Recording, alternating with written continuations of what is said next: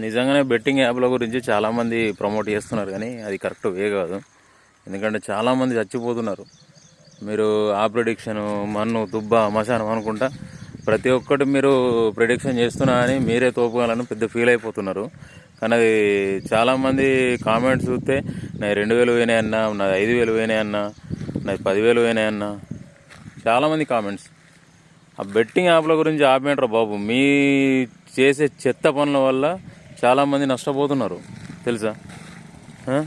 ఆ బెట్టింగ్ యాప్లు అంట, ఈ యాప్లు ఆ యాప్లు అని ఒక్క మనిషి జీవితాన్ని ఖరాబ్ చేస్తున్నారు మీరు తెలుసా.